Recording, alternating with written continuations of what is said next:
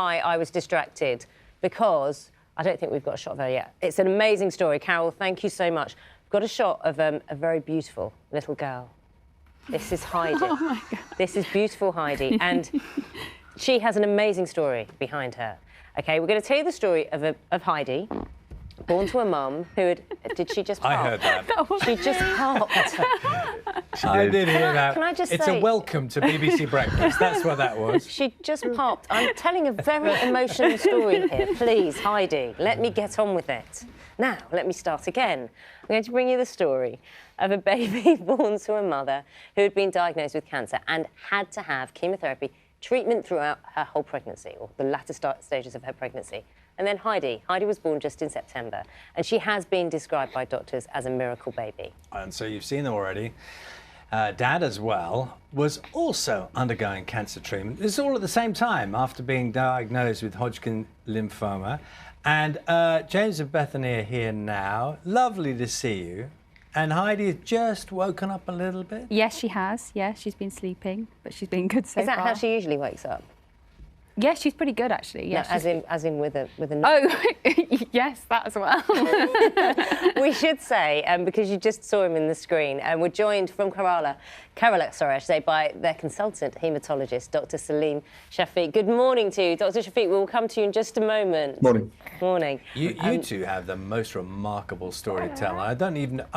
we have to go through it chronologically. Yes. Fine. Just to help people a little bit. So maybe, James, you pick up first of all. So you were the first to fall ill, effectively. So Bethany, I proposed to Bethany probably about 2 months prior to all of this hitting us, and essentially, first symptoms for me were back pain and just swollen lymph nodes, and essentially that led to a diagnosis of Hodgkin's lymphoma, I think December 2021, which was obviously a massive shock.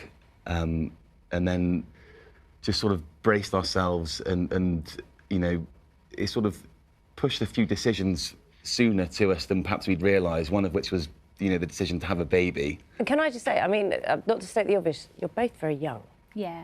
How old are you, James? I'm 33. And I'm 30. OK, so you were 31 when you were first diagnosed. So, as you were saying, because I think this is unusual in terms of your age as well. Yeah. So it wasn't something that you'd even have in your... No, we don't have any history of cancer in our family, and it's something that you hear sort of on the telly or other people talking about it. She goes...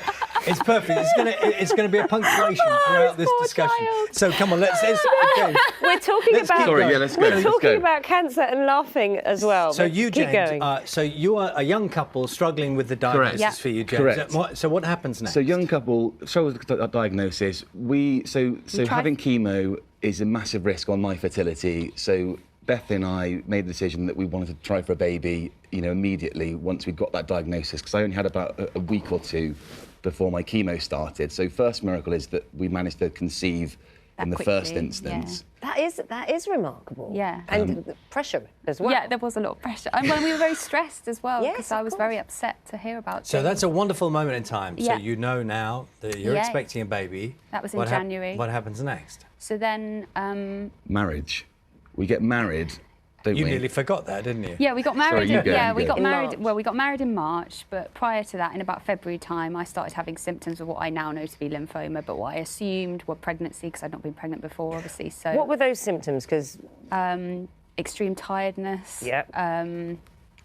I started to have this pressure build up in my head of like blood not draining properly from my head because I had a big lymphoma in my chest and I didn't know. But you just thought it was But I fatigue just from thought pregnancy? it was, yeah, I thought it was all pregnancy related. And then I eventually had a lump come up on my collarbone mid-April, went straight to my GP, thought can't possibly anything serious because of James, and then had my diagnosis 4 weeks later and just couldn't believe it. So we can only have a positive conversation about this because Heidi is here Yes, and is healthy and absolutely. wonderful. Yeah. But I'm trying to get in my own head the moment when you get that diagnosis and you two What is that like? How are you feeling in that moment in time? Well, you know you're pregnant and Yeah. you know you have a diagnosis. We were together at the time, and we had the diagnosis over the phone because we're a bit experienced at this point. Usually they do it in person, I think, but because we'd obviously had diagnosis before for James, we just said have it over the phone. I just remember feeling hot all over, just complete despair, total shock, just, the worst possible feeling, and such uncertainty over what was going to happen to me, but also what was going to happen to the baby, because I didn't know at that point whether you could be treated. And yeah, and it took a good week as well from the diagnosis to then knowing that I was going to be able to keep the baby and that I was going to be able to be treated with the baby, although there was still obviously a lot of uncertainty throughout the pregnancy around We'll come on to some of the baby. technicalities around that. James, what do you remember of No, that moment in time? So I was obviously on chemotherapy at the time when Bethany received her diagnosis, and I recall, you know, those of you who've watched Breaking Bad, you know, you're sat in a chair receiving your chemo, you know, with an IV drip next to you, and I think it was my penultimate chemo session, and we were pretty certain. We'd just been told that it was lymphoma for Bethany, and I was at the Rowan Suite at Worcestershire Royal, and then essentially they unplugged me, and I remember walking to Dr. Shafiq's office and just banging on the door and just walking in and saying, I'm pretty sure my wife has got this as well. Can you just please do the great job you've done with me and your team on Bethany, please? And I don't think he could really comprehend it at the time either. So it was just an insane. You know, you just never know what's around the corner ultimately, No. and you just got to register it and just put your faith in the experts. Yeah. Okay, let's turn to Dr. Shafiq, because it's great that he can join us. Dr. Shafiq, hello to you. You were hearing, obviously, what's happened up till that point. You took over, and James is obviously saying, you know, we are pregnant. Bethany's carrying our child, and she now has this condition. And they must have been petrified in terms of, can you actually have chemotherapy and keep the baby? What were the challenges presented to you, and how did you deal with them? I mean, it is a really stressful situation for a treating physician. I mean, I've been a consultant for more than 25 years. Never come across this sort of situation in my life. So it is a rare thing. We just don't see once in a blue moon. But again, we have the baby on one side and also the mother.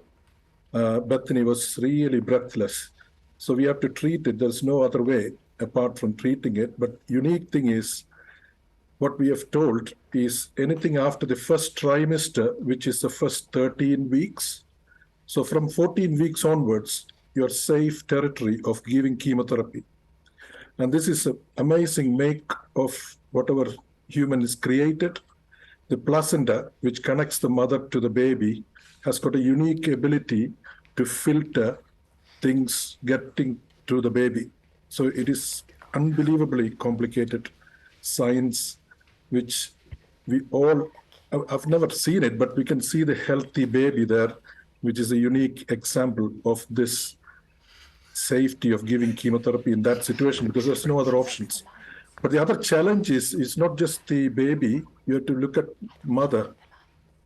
So Bethany to go through 6 cycles of chemotherapy with all the usual side effects, in addition to being pregnant, with neutropenic sepsis, which is when the blood counts go down, they get infections, and on top of which COVID is a new risk, and which was like a roller coaster. We had to admit her each time for the chemotherapy, which I made the decision because I thought that was safe for both the mother and baby.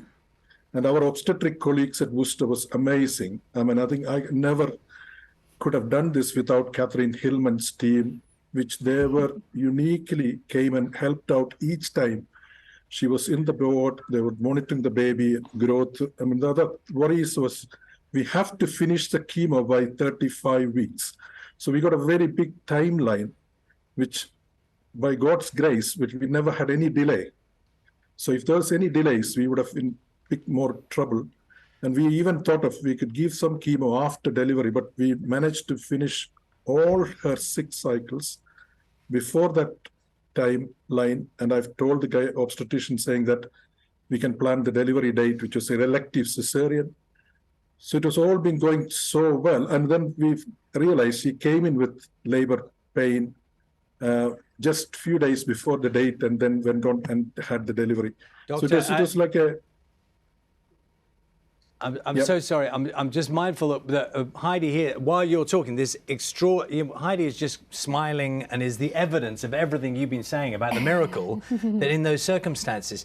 Do you know, the doctor put it so perfectly, was the anxiety that you would have as a couple and you as a mother when all your instincts are to protect the baby that is Yeah. living, growing inside you. Yeah. And you're doing something to your own body. Yeah. And in the back of your head, with the wonderful advice of your doctor saying, you know, it will be okay, it's unusual, but it'll be okay. That must have been such a worrying time. Oh, yeah. I mean, the first chemotherapy I had, like the adrenaline that I had, because when you're pregnant, obviously there's so many things that you're not supposed to do, you're not supposed to eat. So then the thought of having chemotherapy, it's just... Well, you're having poison put into your body. Yeah, exactly. And you're carrying something you've wanted for so long. Yeah, the stress of that is, it was unbelievable, really. But one of the things that Dr. Shafiq always said to me was, "Don't worry, it's not good for the baby. Don't worry." And obviously, it's easier said than done. But I think I did try to listen to him because he was right. It's not good for the baby, and you know, I had no choice. I had to have it. So go on. Yeah, well, I was just going to add that just the whole team that Dr. Shafiq, you know, has got, and you know, as he pointed to Dr. Hillman Cooper as well, who was the obstetrician for us. Just, I think the quality of the care we received just unburdened us to quite a big extent in terms of our concern. Just, I just think it's a credit to their profession, all of them, the work that they do. And It was really you know, amazing. we're here Really now amazing. because of the quality of the care we've received. And they understood you as a family, not just as patients. Absolutely. And they treat you like a family. Yeah, they do. Yeah, the ward where I was treated, Laurel 3 in Worcestershire Royal Hospital, is just a fantastic ward. Really amazing people there. Dr. Shafiq, thank you. You've taken time from your time in Kerala to join us here on Breakfast. And the science is fascinating and just learning everything that we have. And you explaining it all brilliantly. Thank you so much. And you've brought us a family here on Breakfast to bring absolute joy, which we will be forever grateful for. Thank you. Heidi is absolutely beautiful. She's Thank such you. a lovely baby. Do you Yeah. think she's so calm because of knew. the Yeah. kind of trials and tribulations? Somehow it's kind of I the end feel result. Like it. Do you is that what you think? I think so. I've had it relatively easy. I think she knows. We've had a hard year and we needed an easy baby. How old is she now? 4, 5? 3.5 3.5 months. Yeah. You both seem very, very okay with things now, but you've been through a lot. Yeah, yeah. I don't know. Everyone has unique challenges, don't they? And I think everyone has their things that happen to them, and you just got to get stick on with it, together really. and do your best, I suppose. Some people get on with it in slightly different ways than you two do. I'll tell you that much. Well, look, we build it as a miracle baby, and we don't take those phrases lightly. I certainly don't. And she's getting bored with us now. She's had enough She's now. more bored. specific She's with what absolutely you're bored with saying. That's what it is. Oh, It's just really? that Okay. Very, very. It's too much. Well, no, she's James, Bethany, Heidi.